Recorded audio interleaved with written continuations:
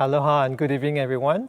Thank you so much for joining us. It's Tuesday night. It's time for Tuning Up with Iggy and Dave. Dave, we had a couple of weeks off, but not off for you, right? Yeah, the orchestra was not performing the past 2 weeks, but we were preparing for the second half of the Sheraton Starlight Series. Bigger, better, more music, less birds. Everything you could ask for at the Waikiki Shell. So yeah, again, I'm looking forward to this week, and I'm thrilled that we have Sarah Hicks with us this week and next week conducting the orchestra. Welcome, Sarah. Thanks. It's great to be here. Excited to be back. Maestro, Hometown. yes. I've seen you here at least 2 times. Did you two know each other, or is this the first time you're actually meeting? We met on Instagram. We did. We slid into each other's DMs. Yeah. It seems so cool when we say it like that. I don't actually know what that means, but Lanai Lanai and Brooke, right? We're doing their show It's a Hawaii Thing over at the Star Advertiser, and you were a guest on the show. And do you remember what you were talking about with Lanai? Everything. Lanai knows everyone and everything, so we talked about everything. Yeah. Brooke was actually a classmate of mine. Really? At Punahou. Okay. So yeah, I was on their show. We were Zooming. I was in California, but we sort of talked story about coming from Hawaii and all the things I've done on the conducting front. Yeah, so I had gotten a message from Lanai saying you should check this out because you were talking about what happens if, say Fiji were to play with the orchestra instead of a backup band. And Lanai said, there's no way you can do this. I said, yeah, there is. Of course there is. Of course there always we is. have to do this. Exactly. This is the future. Must. Yeah. Yeah, absolutely. So that's how we first connected, Iggy, was actually thinking very much outside the box of what the role of the symphony could be artistically and community-based and socially and all those good things. So. And of course, you grew up here, and you're sort of a cultural ambassador to Hawaii, because everywhere you go, as busy as you are, people know that you're from Hawaii, and there's a wealth of culture and great music that started here. One of the questions that Dave asked to ask is take us to the beginning. But before we do that, another thing that you have in common with Dave is that you are both viola players? It's one of my great secrets. Thanks for bringing that up, Iggy. Never tell people that you play the viola, because then they'll want you to play the viola, right? Because there's always a violist missing somewhere. So I've learned not to talk about it ever. But yes, we share that in common. We're both part of the offbeat club. The papa, the papa of the papa. The oompa, yes. yeah. The oompa, I see. The pa. And it's very important, because if the oompa is not there, There's then nothing. Then there's nothing. It's like operating without a fishnet. It's sort of like Fight Club, Iggy. This isn't something we would like to talk about with Concertmaster. How about talking about our sponsors? Yeah, absolutely. We'd of course like to thank Hasser Wines for their support of tuning up here every week. We have a wonderful bottle of Opalo. And Iggy, do we have a quiz question this evening? What is our quiz question? Liria? Our quiz question is, please text us another name by which Queen Lili uokalani would have been known. And you can text that to the number here at the bottom of your screen. And the first person to get that who lives in the state of Hawaii and is of legal drinking age will be delivered this wonderful bottle of Opalo from our friends at Hasser. And of course, we have our charcuterie. It's right there. Oh, that's cute. Charcuterie plate from, of course, Terry at Hasser. So head down and pick up some wine from Hasser, and yeah.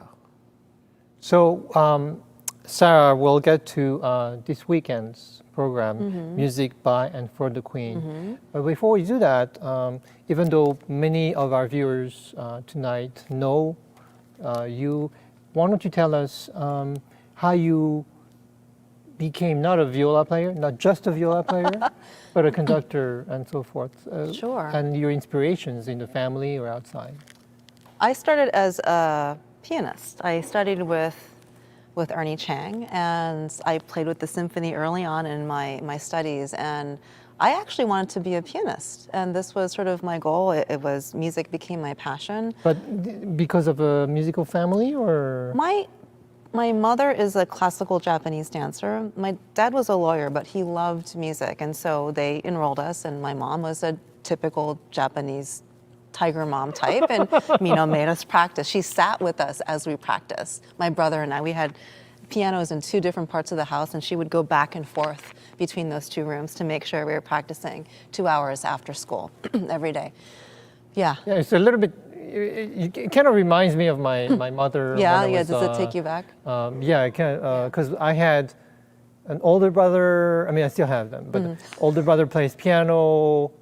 Older sister plays piano, and I played the violin. And but I feel like they were a little older, so the thick of the time that my mother spent was with me on the violin. Anyway, my older brother is not a professional pianist, but he still plays. But my sister is a professional pianist. So She is. Wow. But I guess this is we could spend another hour. Yeah, we could talk about our parents, and children and listening to you practice. And, yes, and things like that. Exactly. Yeah. Anyway, a whole please. other program. Yes. No, I started when I was 5, studied with Ernest Chang, and I was not a terribly verbal kid, and I could best express myself through writing and playing music. And so that became a voice for me. And so it was really important to me, and I really wanted to be a pianist. And into my mid-teens, I have very small hands. This is an octave for me. And I was playing huge repertoire, and I was having a lot of hand problems. And that's really traumatic when you think that this is your voice. And so I was in my room really upset, and my dad came in and he said, "Stop crying. You can always hold a stick." And that's when I realized, oh, I can be like my hero who I watched on TV when I was a kid, Bernstein conducting the Vienna Phil, who I loved watching from when I was 5, 6, 7. And I thought, I can be like him. Well, not exactly like him, because, there's only one Bernstein. But then I really thought about conducting. Fortunately, at Punahou, there was a great orchestra. I was playing the viola in the orchestra, and Dr. Mike Allard was there. And I remember saying, "Dr. Allard, do you think I can try this?" And he just gave me his baton and went to take a phone call. And the orchestra was performing, or they were playing Dvorak's 8th Symphony. So that was the first thing I conducted, was the entire first movement. And I thought, I can do this. And later on I found out, also as becoming a conducting teacher, that there are some people who have hands, which it's very natural for them, and some people who are great musicians but don't necessarily have hands. And I learned early on that I have hands. And so I was like, okay, physically this feels comfortable for me. Where can I take it? So that's what happened. Yeah. So your very first experience was a positive one, because it's not Very like positive. you asked and your teacher said, "No, you can't do it because you're too young," or you're blah, blah, blah, blah. Exactly. As you went on, did you always have a positive experience, or did you find teachers or whoever kind of say, "No, you can't do it because fill in the blanks"? So let me skip over. I went to college at Harvard. It was great. I was a composition major. There was no performance major. I loved it there. Wonderful. Took a couple of years off, traveled in Europe, was at the Cleveland Institute, got into Curtis. Great, great school. Very excited. I went there. The teacher there, his name was Otto Werner Müller. He is deceased. Very old school German teacher. He was like 7 feet tall. His head was this big. He had these false teeth that he was always playing with. He was terrifying. He was really terrifying. He would say things like, "Oh, yeah, that is so boring. My socks are falling down." And it's devastating when someone says that in front of an orchestra with you. But he told me that women are weak and Asians are not expressive, so I would never have a career. Isn't that wonderful? So yes, I was discouraged by my own teacher. In the end, he was being somewhat joking, but you learn to develop a thick skin about things. did you have thick skin before? Did experiences like that make you tougher? Or because I imagine during those days when something like that happened, you wouldn't be able to share it with your friends. Maybe with your friends, but it's not like it was common knowledge or was something you just like, oh, like, ugh, right? Yeah, yeah. So how did you deal with it at first? I guess I've always believed in myself and that I have a strong core, and I'm a pessimist actually. I'm kind of a glass half empty person, except I know that whatever happens, I can make it work. I have this belief. And so whatever this incredible German teacher was telling me, or, I faced a lot of adversity challenge as a woman on the podium.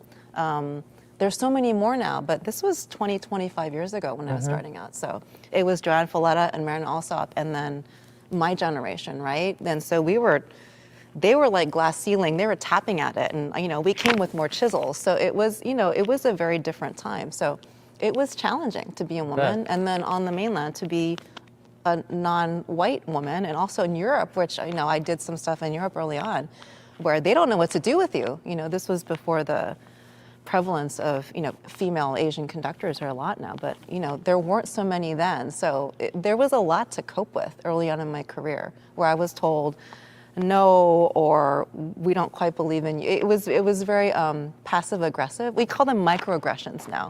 A lot of microaggressions that were just part of the landscape. That's just how it was. You didn't question it. And in my seat, and currently in something that I'm completely comfortable saying on a recorded show, is I just think about how much the industry was held back by that sentiment and by those opinions, and I think it's very important for us to address that and to move forward with the opportunities that are so well deserved. Yeah. Yeah. And the Sheraton Starlight Series. That's right. With the last minute change here of Joanne Falletta closing our week 8. Otomo was not able to come due to some issues with travel to Japan.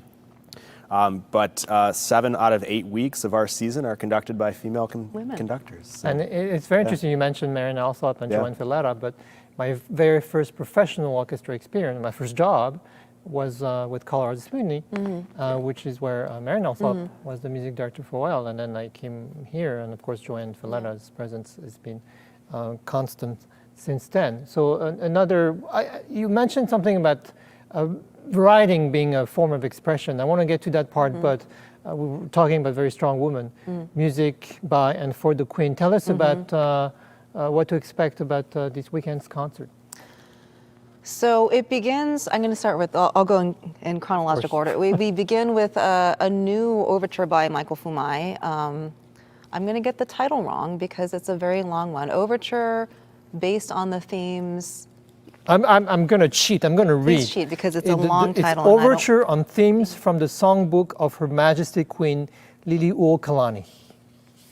It's a premiere. This one is this version. Yes, there's a smaller version that has been done before, but this is the world premiere of this full orchestral version. Yeah, it's lovely. It has a waltz that she wrote. I read a lot about Lili uokalani and discovered all this incredible music, and it's incorporated in the overture.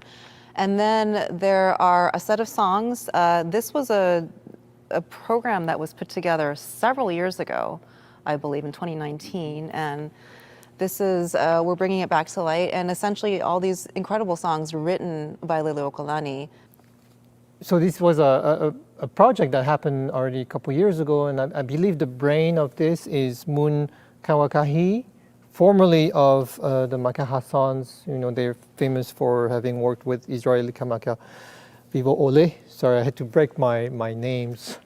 Apologies.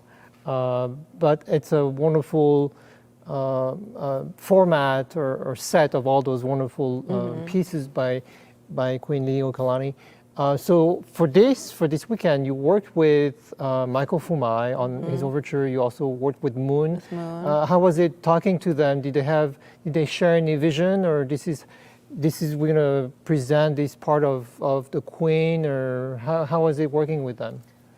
I got to chat with Moon on Zoom. I mean, this is so hard to work in this day and age, you know, to be able to, I mean, we're sitting on stage together, but this is a very recent development. And so having to do so many things by remote, but it was great to meet Moon and sort of capture the spirit of what's happening and all these incredible artists being brought on stage, and to bring this music to light and in an orchestral format. It really gives it a different life and different colors, and just discovering this music.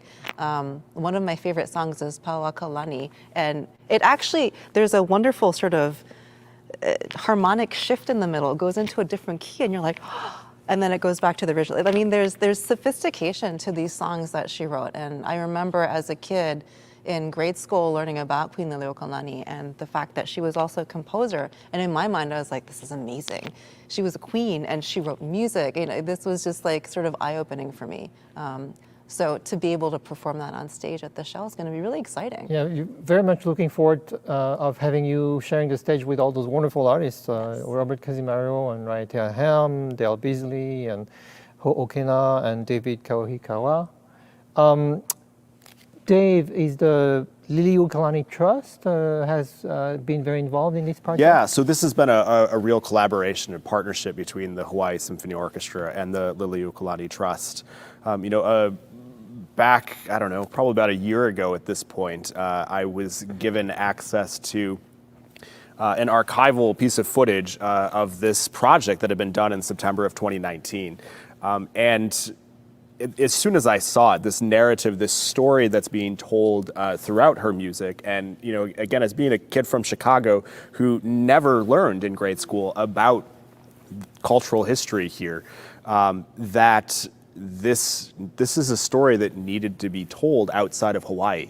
And, you know, I think about the ability of a symphony to be able to help tell that story, something that's relatable in other places, and to be a partner in this. So we approached them about doing this, and it was originally done just as an education opportunity for the beneficiaries of the trust. And so this partnership has allowed us to offer that to those kids again this year. If you're there on Saturday evening this week, it'll be a concert experience like you've probably never had with the Hawaii Symphony Orchestra before. If you're a subscriber and you're there, the place is going to be filled with kids experiencing this for the very first time, and it's going to be very special. If you're there on Friday and Sunday, it's still going to be a wonderful performance, but it may look and feel a little bit more like your normal symphony performance. But, you know, this really was this opportunity to tell this story and to do it at the Waikiki Shell underneath Diamond Head, this sense of place that we've all felt at the Waikiki Shell throughout the Starlight Series here, but then also for us to capture it on film so that we can, in the future, continue to tell this story on a much larger scale outside of Hawaii. And I understand that, you know, she wrote hundreds and hundreds of songs. And there's an organization called the Hui Hanai, which wants to make this music accessible, not just for professional orchestra, because we have the luxury of having great arrangers, but to make her music accessible to, you know, high school orchestras. And so it would be a great opportunity to find a lot more about the Queen's music. Sarah, wanted to ask you, so you mentioned how writing when you were younger was an outlet to express yourself. I want to get to that because actually when you go on your website, you have a blog, and I was able to read a few stories. So for me, it was expressing my thoughts or communicating through music because I wasn't verbal as well. Tell us about how both music, but also the writing part. That's very interesting. Tell us about that, please.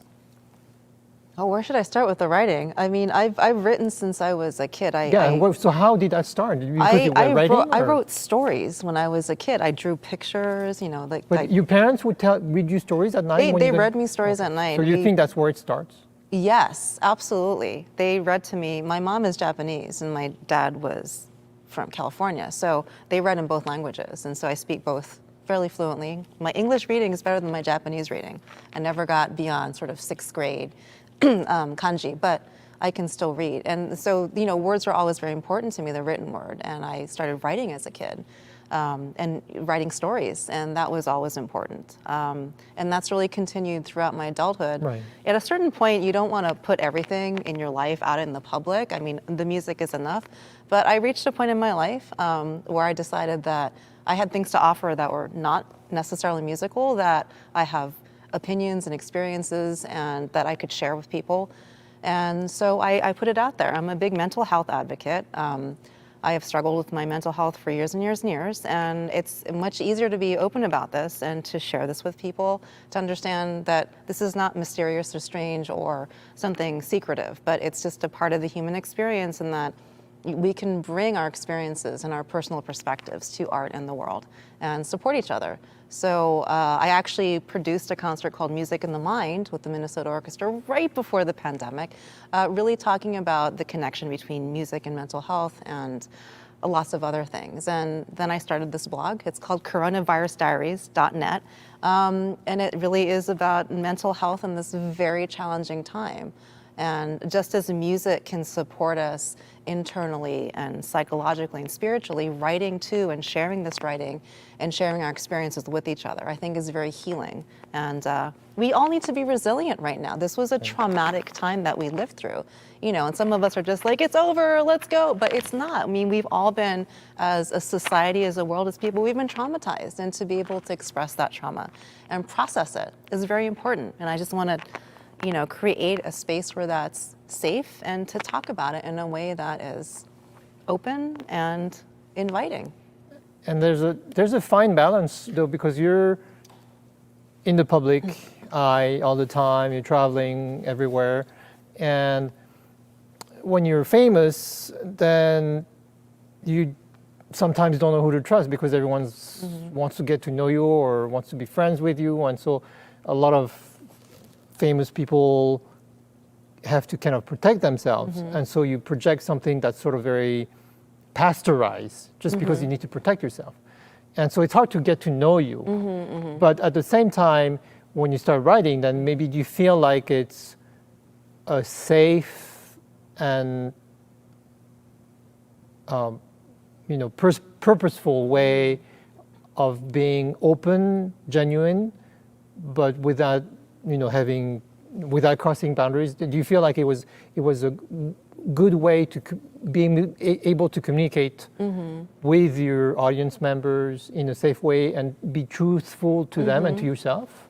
I think when you write, there's a level of nuance that you can achieve that you can't quite when you're speaking. At least I can't. Some people are very articulate in the spoken word, but for me, writing has always been the most expressive way that I do it. And I think it's good to express that vulnerability. And yes, you can sort of be pasteurized is a good word, but I reached a point in my life where I said, my strength is in being vulnerable, because no one can call me out and say, is this happening to you? If I say, this is happening to me, and then that becomes a superpower, to be very self-aware and to not be surprised by what anyone has to say about me. So I encourage people to find a supportive way to speak about their experiences. And there's a commonality. A lot of people will come out of the woodwork, and I made a lot of friends through the blog all over the world, people who still follow me. I don't write as much. I was every day for the first 4 months. It was a lot of writing.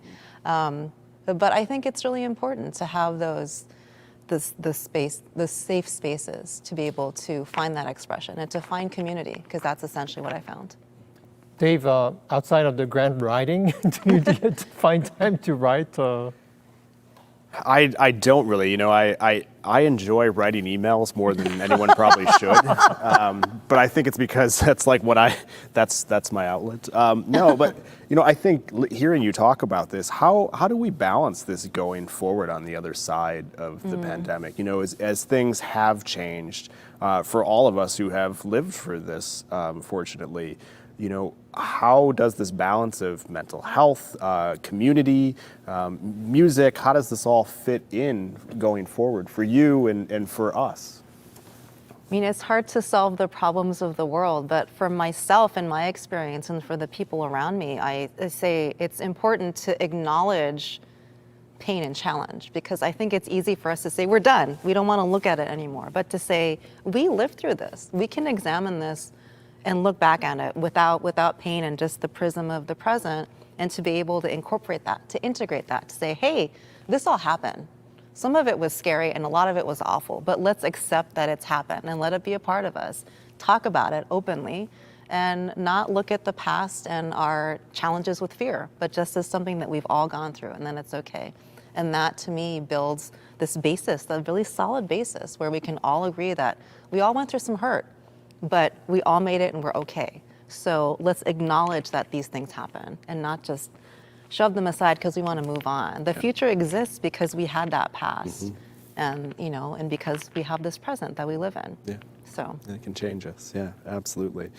Well, not to take a hard left here, but I have to ask. Iggy talked about famous and celebrity and all these sorts of things. I understand that you have a companion that comes with you to performances that I'd like to ask about.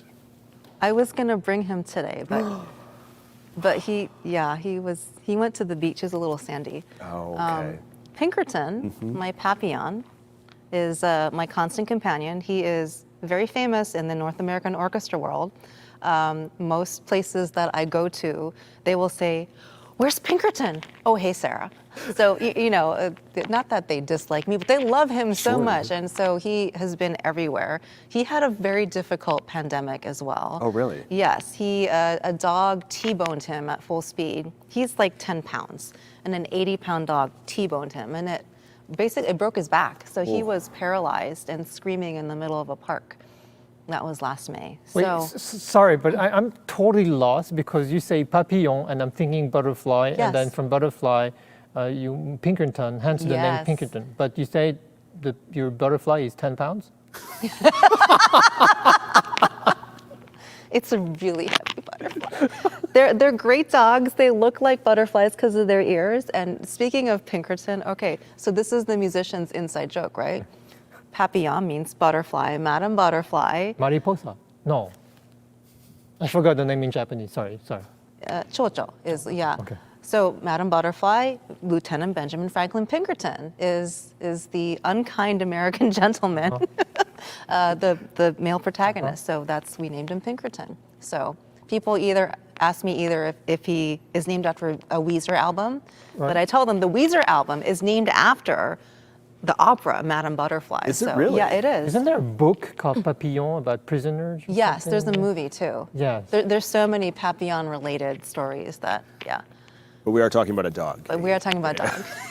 Not a 10-pound butterfly. Sorry, Where did we go with this? we're going to do another hard left turn. Okay. Speaking of mental health, you find that since you graduated from high school, there's been great progress in the medical field on mental health.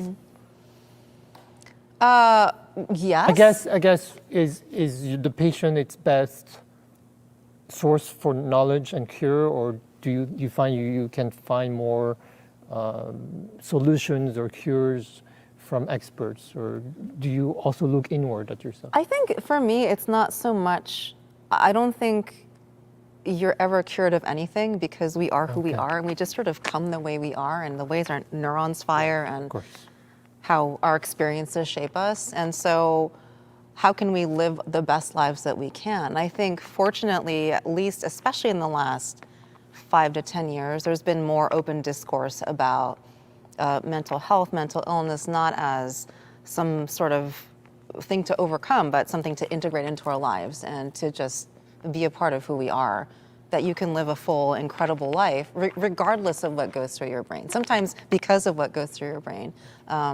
There are a larger percentage of artists who are bipolar than in the normal population by quite a lot. So I don't know if it's causative or correlative, but there is some connection there somewhere.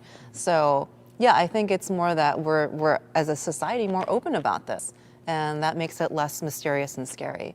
And then that lets everyone live a fuller life. So for me, that's been the most helpful. And we want to keep making it better. It's just easier to talk about. Well, we like to close the show talking about the future, and so we've got 2 wonderful weeks of performances ahead, and tickets are still available for Friday and Sunday of this week, our performance of the music by and for Queen Lili Uokalani. So please join us for that.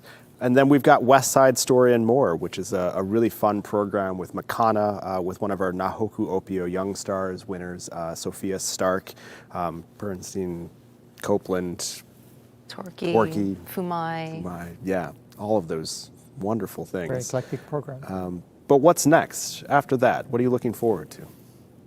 Oh, I'm just looking forward to things coming back to some modicum of normal. And things are coming back on the books for me professionally, which is really exciting to be able to start working on those projects that were put on hold all of a sudden and to go back to that.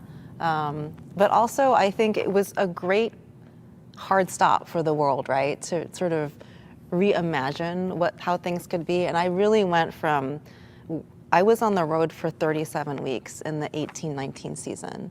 And that is a huge proportion of one's life. And I realized I don't need to do all of that. I need to do the things that are important. So I'm really excited doing the things that are important now in life and moving on with those concerts and gigs and projects. And just, having a better life balance. So I'm looking forward to, things being the same but different, if Good. that makes any sense. That's a great answer, and we feel so lucky to have you in Hawaii here for these 2 weeks, and we look forward to, of course, having you back in the future as well. So Me I know too. this is home for you, and it's our pleasure, our opportunity. So Thank you very much, Sarah. Thanks. Yeah. Thanks, guys. well, I think we've got a rehearsal to get to, so. Late Thank you rehearsal. for joining us on a Tuesday here for Tuning Up. Next week we'll have Sophia Stark as our guest alongside Sarah Hicks, our conductor. And yeah, see you at the Shell. How about that? Yes. See ya.